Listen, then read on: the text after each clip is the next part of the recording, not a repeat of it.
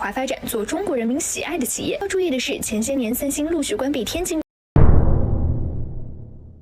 얼마 전 미국 월스트리트 저널이 애플보다 한 발 먼저 중국에서 철수한 삼성이 진짜 승자인 이유라는 제목의 기사를 게재했습니다. 해당 기사에는 흥미로운 분석이 담겨져 있는데요. 트럼프가 관세 정책으로 중국을 강하게 압박 중이지만 애플과 테슬라 같은 대표적인 미국 기업들은 중국에서 발을 뺄 수 없어 난색을 표하고 있는 실상을 적나라하게 밝힌 것은 물론 삼성이야말로 중국 사업 철수의 대표적인 모범 사례라고 언급한 것이죠. 중국에서 사업을 철수하길 원하는 미국 기업들은 삼성 사례를 공부해야 한다는 건데요. 여기에 더해 스마트폰 메인 기판을 생산하던 삼성전기의 쿤산 공장이 최근 중국 사업을 15년 만에 청산했다는 소식을 전하며 삼성과 LG 같은 한국의 글로벌 기업이야말로 미국 기업들이 엄두도 내지 못하는 결단력을 보여주고 있다는 평가를 했습니다. 영국의 파이낸셜 타임즈 역시 경쟁사인 애플이 불가능하다고 한 것을 삼성은 해냈다며 삼성이야말로 품위 있는 탈중국을 이뤄낸 기업이라 평가했는데요. 외신의 분석 내용이 사실이라면 대체 왜 애플과 테슬라는 한국 기업처럼 중국에서 쉽게 철수하지 못하고 있는 걸까요?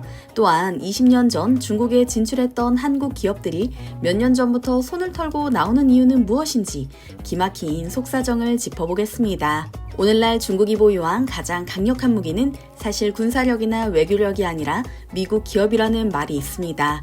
그도 그럴 것이 중국을 생산 허브로 삼고 제품을 만들고 있는 미국 기업만 해도 애플, 테슬라, 인텔, 퀄컴, 월마트 등 산업 전반에 거쳐있기 때문인데요. 애플의 경우 아이폰을 비롯해 전 세계에 판매하는 제품의 80% 이상이 중국에서 생산 조립되고 있습니다. 만약 미국의 관세 정책에 중국이 거세게 반발하며 중국 내 아이폰 생산을 한 달 동안 중단한다라고 선언한다면 애플로서는 사상 최악의 악몽이 시작되는 셈입니다. 주가가 폭락하는 것은 물론이고 생산 중단이 장기화된다면 제품 공급마저 제대로 하지 못할 테니까요. 그렇다고 해서 공장을 당장 다른 곳으로 옮길 수도 없습니다. 실제로 애플은 지난 수년 동안 탈중국을 선언하며 인도와 브라질 등 생산기지 다변화에 나섰지만 중국 지방 정부의 눈치를 보느라 대규모 이전은 엄두도 내지 못한 상황인데요. 대체제로 찾은 인도와 동남아 공장의 경우 조립 숙련도가 높지 않아 완제품 생산까지 이어지지 못하고 있죠. 중국과 미국 사이에 끼어 눈치를 보고 있는 애플은 얼마 전 울며 겨자 먹기로 미국의 5천억 달러, 우리 돈으로 약 714조 원 이상을 투자하는 파격적인 투자를 약속하기도 했습니다. 중국산 제품에 고율의 관세를 매기려 하는 트럼프 대통령을 달래려는 정책인 거죠. 헌데 이런 처지에 있는 미국 기업은 애플만이 아닙니다. 테슬라의 매출의 37%는 중국에서 나오고 있으며 상하이에 있는 테슬라 공장은 전 세계 생산량의 40%를 담당하고 있죠. 인텔도 마찬가지입니다. 매출의 3분의 1이 중국에서 발생하는 데다 가장 큰 고객사는 다름 아닌 화웨이를 비롯한 중국의 스마트폰 제조사들이거든요. 반대로 중국은 자국 내 공장을 보유한 미국 기업에게 배짱 튕기기가 가능합니다. 어차피 공장을 베트남이나 인도로 옮기더라도 바로 가동이 어려운 데다 미국 기업들이 공장을 철수하더라도 중국 기업의 제품으로 대체할 수 있으니까요. 그렇다면 한국 기업들은 어떨까요?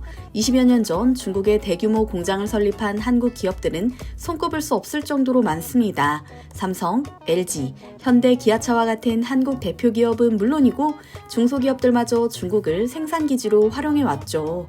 그런데 최근 몇 년 동안에는 중국에 새로 공장을 짓는다는 소식보다는 철수 소식이 더 많이 들려옵니다. 여기에는 몇 가지 이유가 있습니다. 첫째, 기업 내 사업 재편으로 인한 공장 축소 및 라인 변화 때문입니다. 일례로 삼성전기는 최근 5년 사이에 둥관 공장을 비롯해 최근 쿤산 지역의 공장까지 매각하며 스마트폰 메인 기판 분야에서 완전히 손을 떼겠다 발표한 바 있습니다. 삼성전기가 쿤산 법인을 설립한 때는 2009년, 당시 급성장하던 스마트폰 시장을 공략하기 위해 중국 내 생산 공장을 설립한 삼성전기는 매년 엄청난 성장세를 기록하며 경이적인 매출액을 기록했죠. 심지어 작년만 해도 전년 대비 56% 증가한 7,032억 원의 단기 순이익을 거뒀으며 사상 최초로 매출 10조 원을 돌파하기까지 했는데요. 이렇게 잘 나가던 삼성전기가 뜬금없이 중국 공장 철수를 결정한 데에는 동종업계의 중국 기업 그리고 중국인 직원들이 있었습니다. 일찌감치 시장을 선점한 삼성은 스마트폰의 핵심 부품인 HDR 메인 기판을 대량 생산, 판매하는 데는 성공했지만 얼마 지나지 않아 중국 기업들이 낮은 가격을 토대로 압박해왔기 때문이죠. 더군다나 별다른 기술력이 없었던 중국 기업들은 고액의 연봉을 줘가며 삼성의 연구원들을 빼갔을 뿐더러 둥관 및 쿤산 공장에 중국인들을 취직시켜 공장 설계 및 운영 노하우를 빼오기까지 했다는데요. 결국 몇 년 지나지 않아 중국 기업들이 HDR 메인 기판 시장을 주름잡는 상황으로 돌변한 것입니다. 그 결과 삼성전기는 해가 갈수록 적자폭이 커지는 HDR 메인보드 제품에서는 과감히 손을 떼고 고부가 가치 사업에 집중하기로 한 것이죠. 그런데 이와 같은 중국 내 한국 기업의 기술 유출 피해는 한두 건이 아닙니다. 2021년 3월 삼성 디스플레이는 LCD 사업에서 철수하면서 중국에 있던 공장을 중국 기업에 매각한 바 있는데요.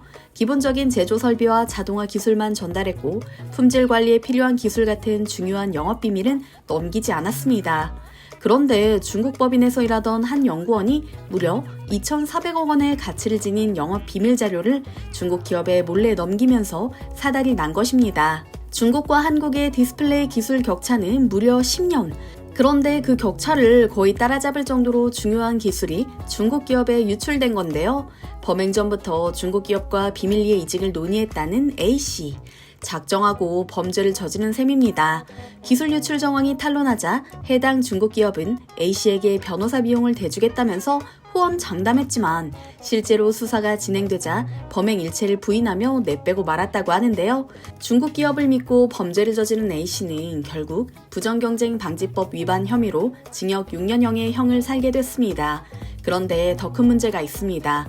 이런 식으로 한번 기술이 유출되면 중국 기업들이 저가 경쟁으로 시장을 아예 망가뜨려버리기 때문에 한국 기업으로서는 사업을 접을 수밖에 없는 상황이 된다는 점입니다. 삼성이 중국 내에서 모바일 생산 공장을 전면 철수한 것은 2019년.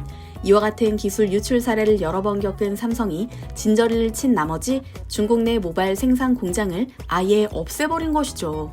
현재 인도와 베트남을 가장 큰 생산 기지로 활용하고 있는 삼성은 기술 유출 위험에서 벗어난 것은 물론이고 그동안의 노하우를 바탕으로 중국에서 만들 때보다 더 뛰어난 제품 완성도를 자랑하고 있는데요. 중국 생산 공장만 믿고 넋놓고 있던 애플로서는 삼성이 부러울 수밖에 없는 상황인 겁니다. 월스트리트 저널은 애플이 삼성처럼 인도와 베트남에서 자리를 잡을 수 있을지는 미지수라며 일찍부터 삼성처럼 현명한 결단을 내렸어야 했다는 아쉬움을 표하기도 했는데요.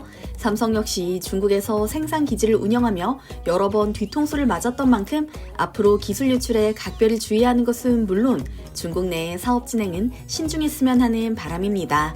여러분의 생각은 어떠신지 댓글로 남겨주시면 영상 제작에 참고하겠습니다. 오늘 전해드린 이야기도 흥미로우셨다면 좋아요와 구독 부탁드리겠습니다. 항상 함께해주시는 구독자, 시청자 여러분 감사합니다.